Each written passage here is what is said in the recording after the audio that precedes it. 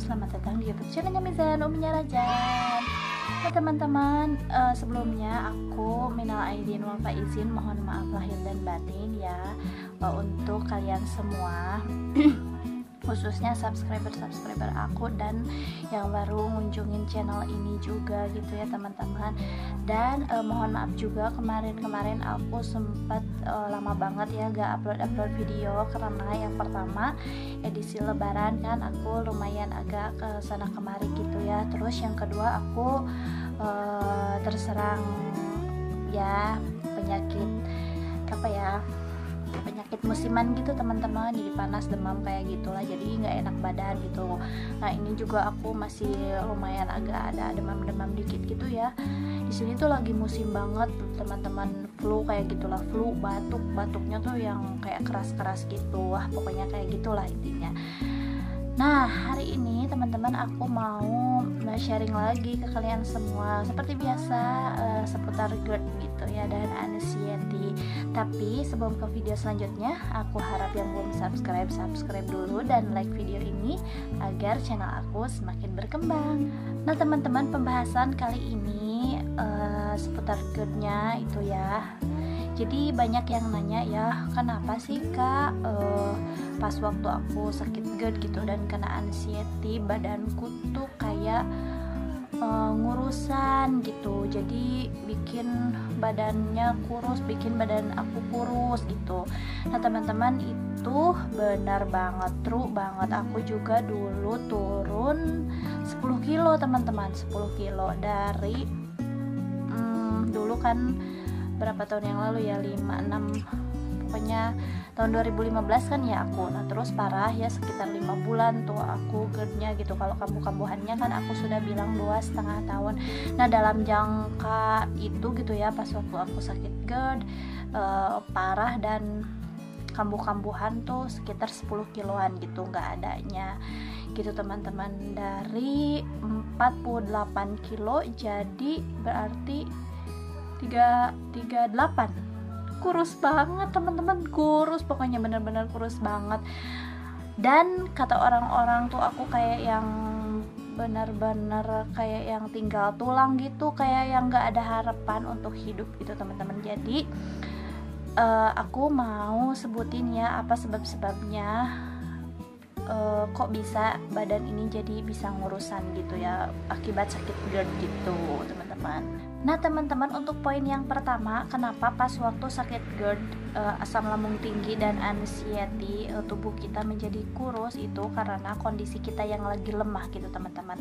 Dan otomatis ketika kondisi kita lemah, organ-organ yang ada di dalam tubuh juga ikut lemah gitu teman-teman, termasuk organ yang bekerja untuk menyerap nutrisi gitu dari makanan yang kita makan gitu. Jadi kinerjanya juga kayak lambat gitu teman-teman, lambat gitu, terus gak stabil juga gitu.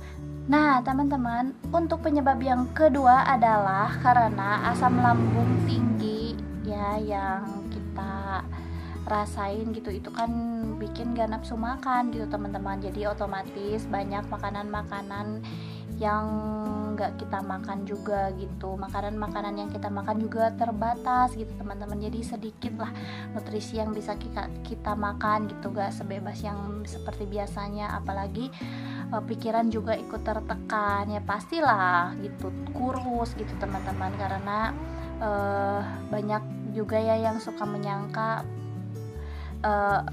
di